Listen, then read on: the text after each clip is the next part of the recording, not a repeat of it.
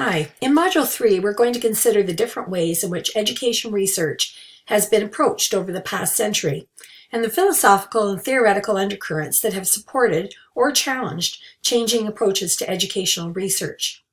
I want to say up front that many of the concepts in the readings and videos are difficult when first encountered. That was certainly how I found them, in some ways still do, and there's a lot packed into this module. However, read and watch for a preliminary level of understanding, and then return to these readings and videos later to revisit and deepen your understanding of the concepts you've been introduced to here. You can also use reputable online sources like the Stanford Dictionary of Sociology and Philosophy to help with some of the terminology. But as you read, don't get lost in the waves. Just stay on top and make your way through the ideas and then revisit them over time and within research contexts that give them greater meaning as you move forward. Because of the breadth of the content in this module, I apologize, but this video is going to be longer than usual.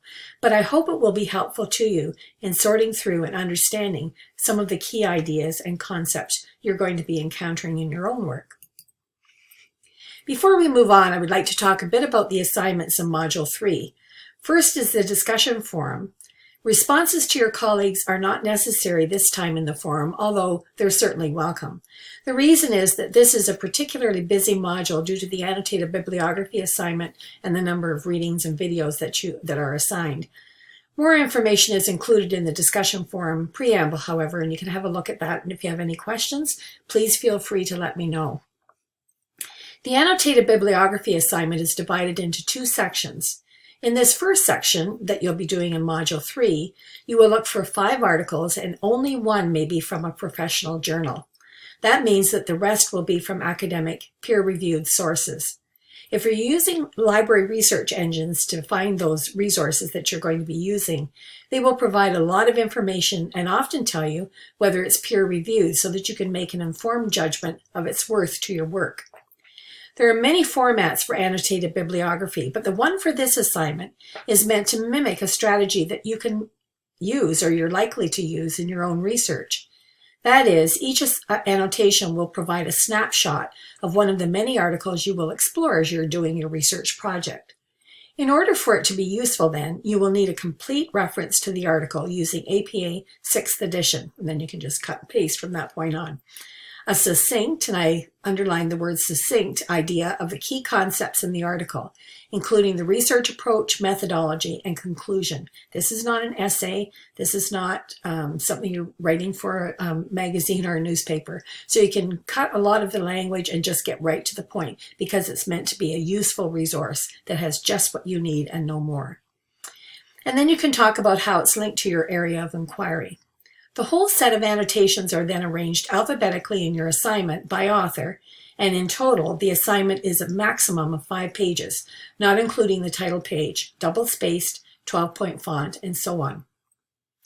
This is a great opportunity to begin to explore the literature around a particular area of interest for your own research project, so it's worth spending time looking and curating your list to reflect the best you can find related to that interest.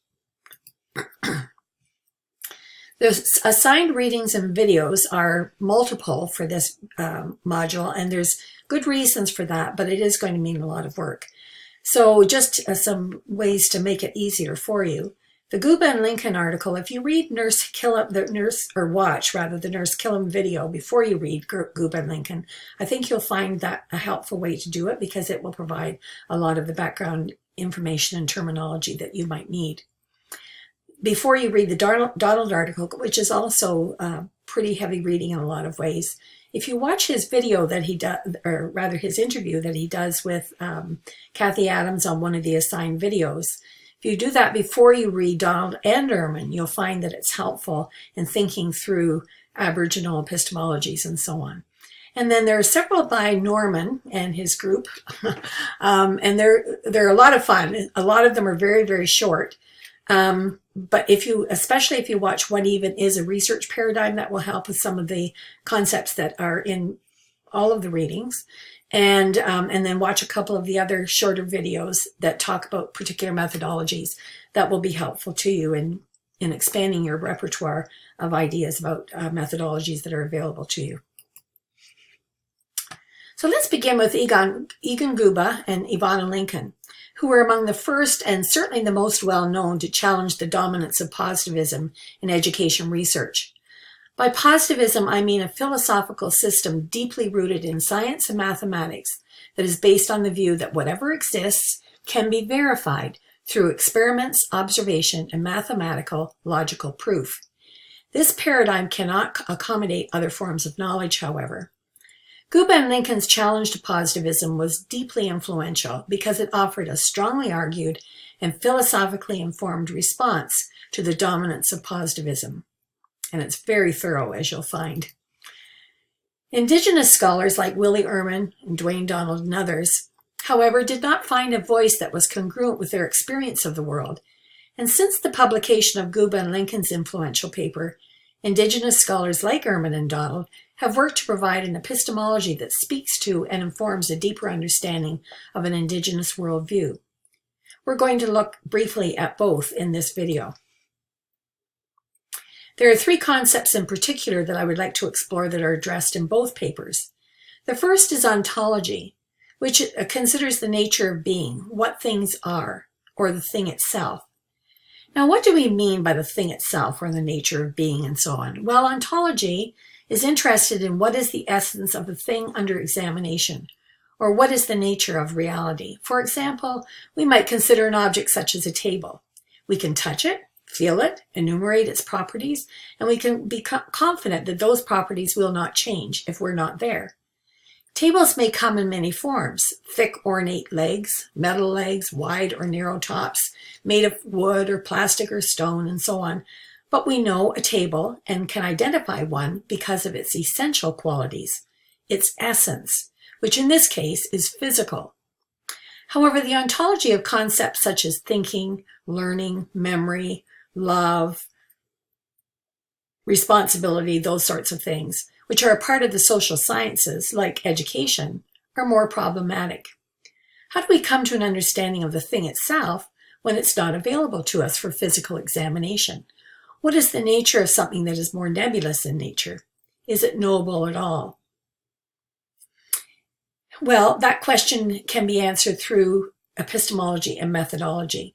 And epistemology comes to the rescue in that it is the study of the nature of knowledge itself and helps us to justify our belief that we know what we think we know about physical and social phenomena.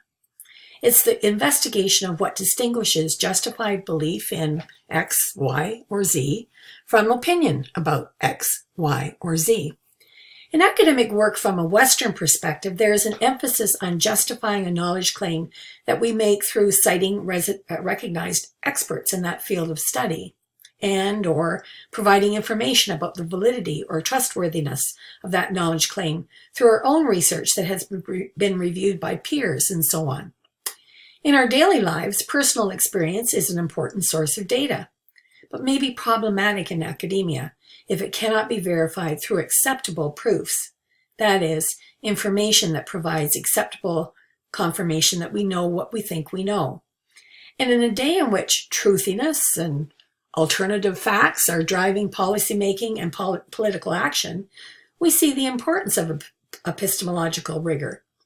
However, we can also see that other life worlds and forms of knowledge may not find legitimacy within certain epistemological norms. Last is methodology, which is the systematic, theoretical analysis of the methods applied to a field of study. For those of us doing research, there is a necessity to go through the process, and you'll be doing part of that in this course, of choosing a theoretical approach to your research and then thinking through and presenting that theoretical approach and your rationale for its choice in light of your research question and reflecting the methods that you use. One of the key terms that Guba and Lincoln consider is the notion of paradigm. And they see it as an umbrella or overarching concept that encompasses ontology, epistemology, and methodology. For more on this concept, you can check out the starred video on paradigms in your reading and videos list on eClass. I understand a paradigm to be a distinct set of concepts and thought patterns that guides the choices we make and what is accepted as credible. In the context of research, a paradigm is highly related to the researcher's basic belief system or worldview.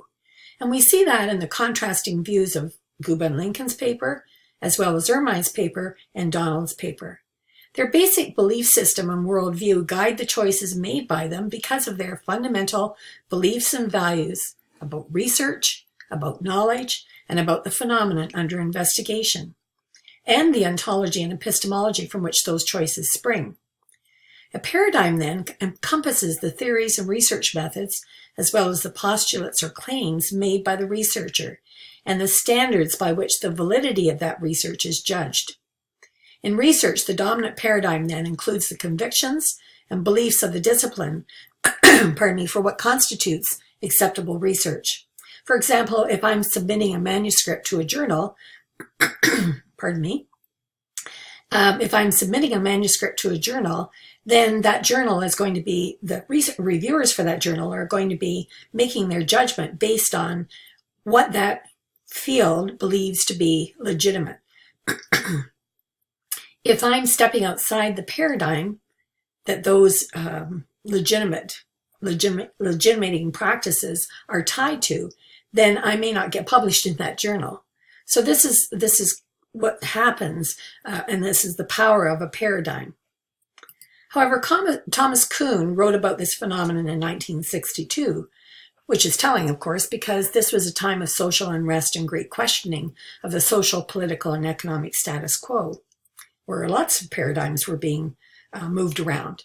He was writing from within the context of what we might call the hard sciences, where many of the conventions were being questioned at this time as well.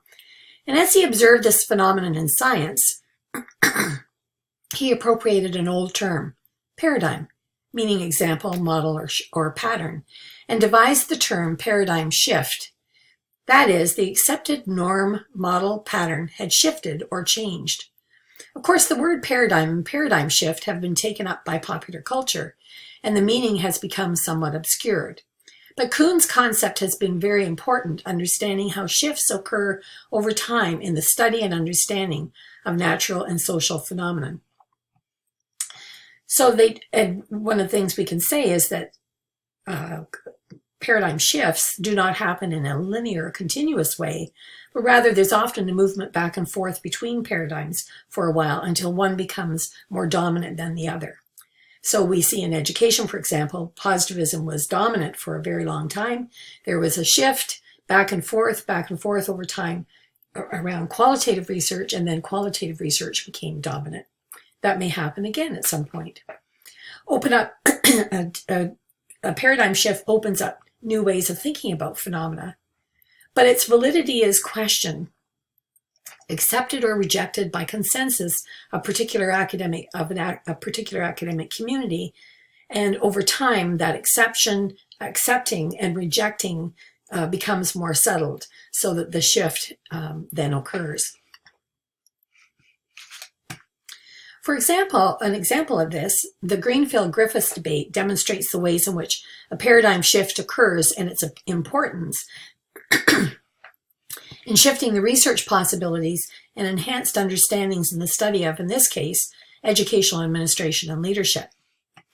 Tom Greenfield was a quantitative researcher for many years, highly regarded while he was at the University of Alberta, then at the University of British Columbia, and finally at OISE at the University of Toronto. He was known for studying measurable phenomena, for example, measuring variables of principals' actions in relation to student success, and doing those studies for boards of education, for ministries of education, and so on.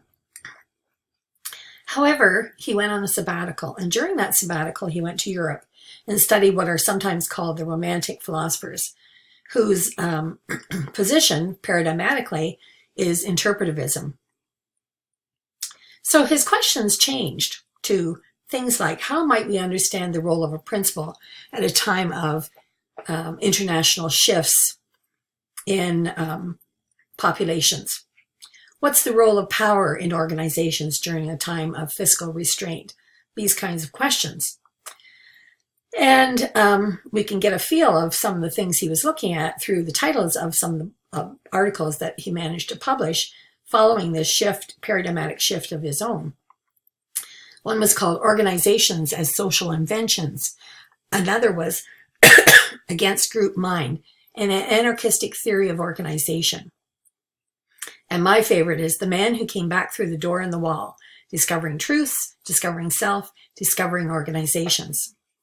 He presented at a conference in 1974 in Bristol, England, at which Griffiths, another very powerful voice in educational administration at the time, very powerful because he was from the US, had a very large audience, and was highly, highly regarded internationally as well.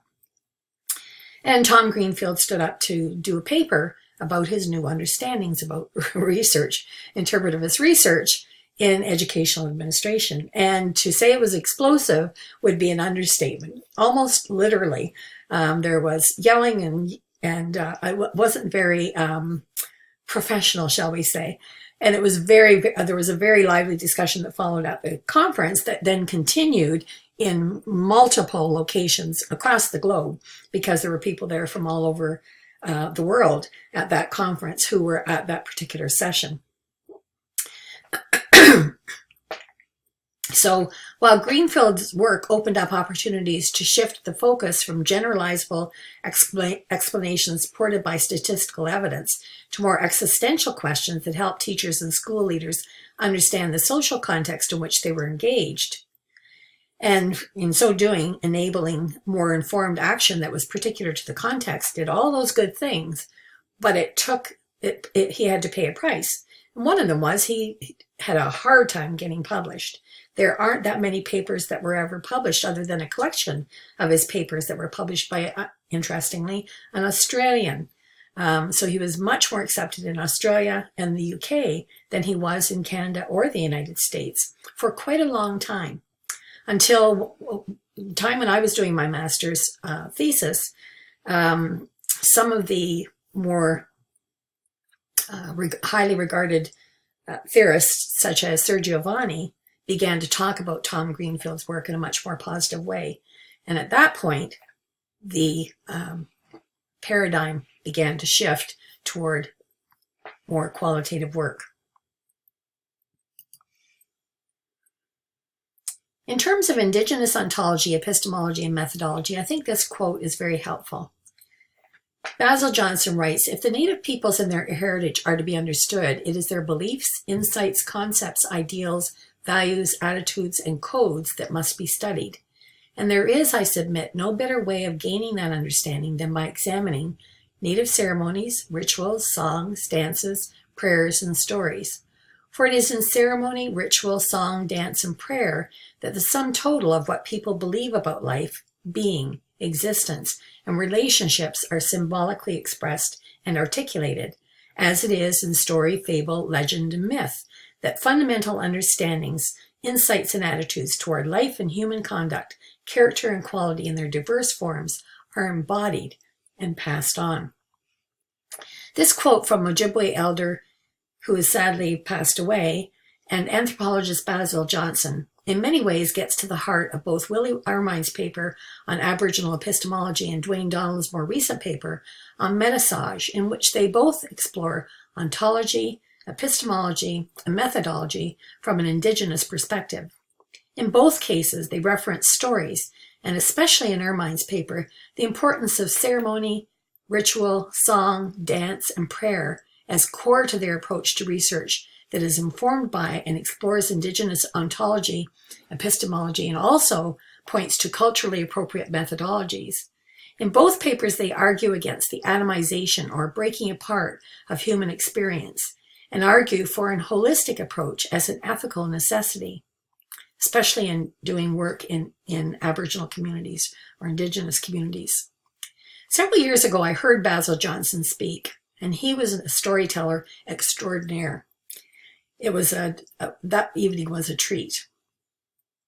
He explained, as one of the stories that he told, and I'm putting air quotes around explained, he explained his observations of white culture, like anthropologists have for years about Indigenous cultures, as exoticized, particular, atomized, and observed from an objective distance. And it was eye-opening. to have my cultural context given back to me in an accurate and yet totally unrecognizable form. His lesson was obvious. Coming to know requires a different epistemology, and Ermine spells out how he understands what that would look like when you're studying Indigenous communities and Indigenous phenomena. Donald, and I would suggest again that you watch the video before you read his paper of his interview, offers methodology that offers not only a way to better come to an understanding of Indigenous contexts, stories, and experiences, but also a way to do so that moves away from colonial logic by a form of researching that he calls metissage, which offers through story, located in a shared place, a new way of living with one another across cultural difference. So important in this time of reconciliation. Through these papers, we catch a glimpse of the ontological, epistemological, and methodological possibilities of Indigenous-led research. So, what were some of the key ideas in Guba and Lincoln that we can relate to in actually both of these papers?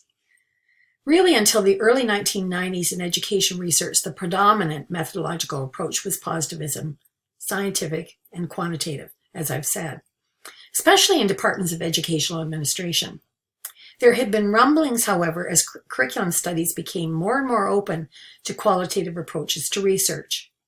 But EdAdmin hung tough until almost the end of the 1990s, and you can kind of understand that thinking about the worldview that tends to inform EdAdmin.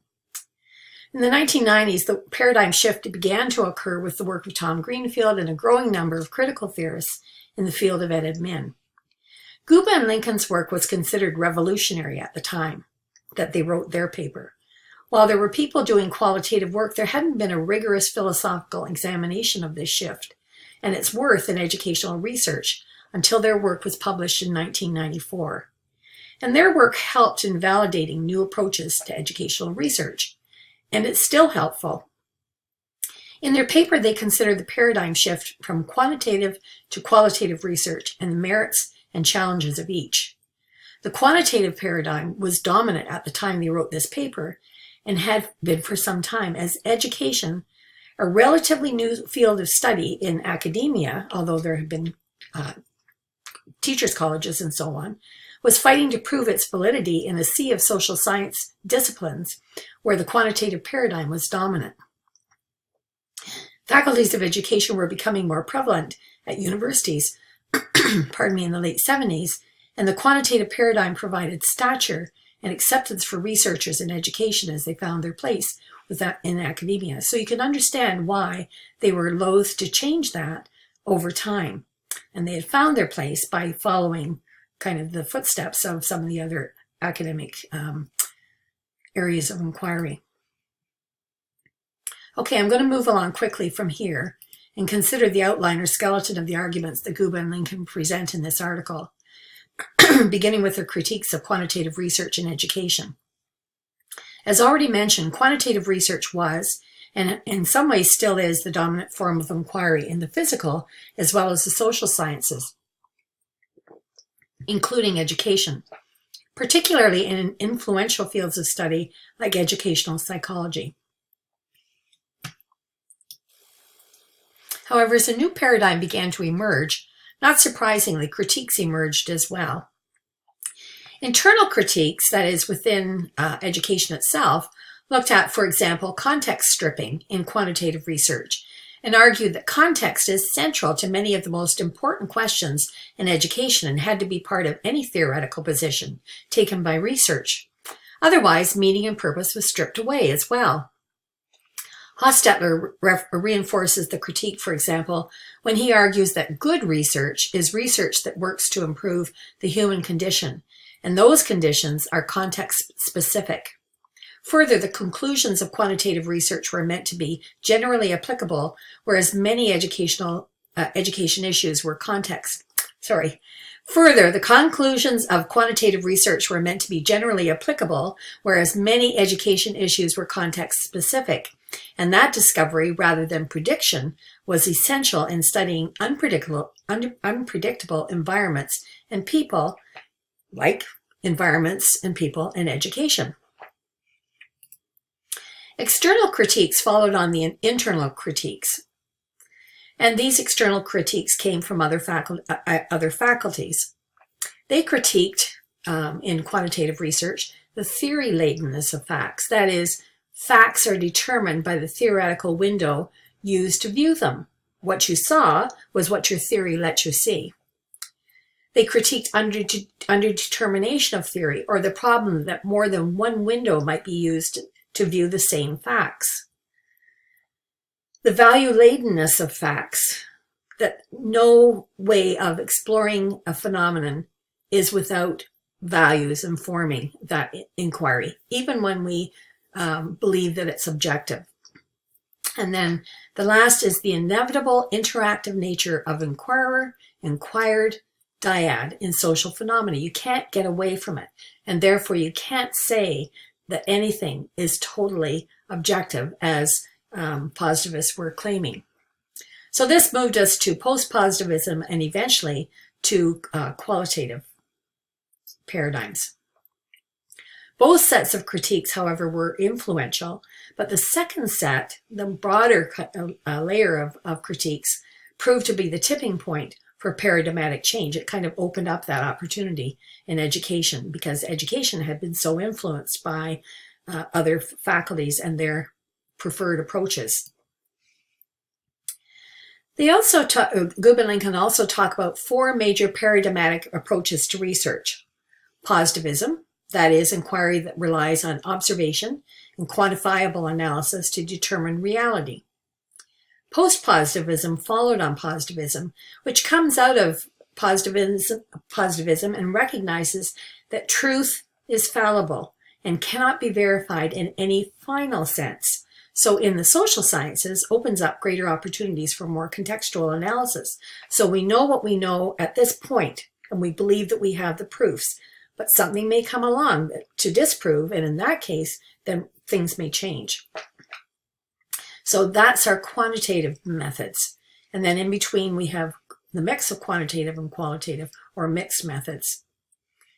Then in the qualitative realm, we have critical theory, which has as its goal emancipation from social norms that limit fair opportunities for all.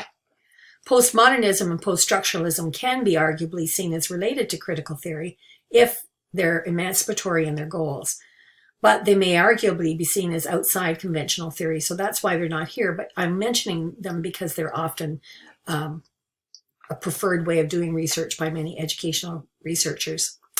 And constructivism or naturalism comes out of interpretivist philosophical traditions that may be emancipatory, but are focused primarily on understanding what is, and in that sense are ontological. Again, check out the videos for more information.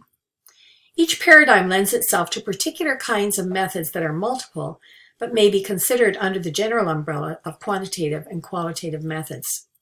Since Gube and Lincoln developed this typology of paradigmatic streams, others have challenged them, including Indigenous scholars who do not and do not want to fit neatly into what Donald terms colonial logics. In some ways, critical theory and forms of constructivism, such as phenomenology, come closest, but do not directly address cultural particularities. However, as a way of combating the determinism of colonial logics in our research and pedagogical practices, their work is very instructive in providing a glimpse into their important rethinking of dominant research norms. And this is the last slide. The rest of the paper goes on to explore all of these things that you see in this list. Basic beliefs of research received in alternative paradigms, intra-paradigm analysis, and so on. But for our purposes, what I've already discussed are most key as you think about how you will approach your research question and why. So we're done.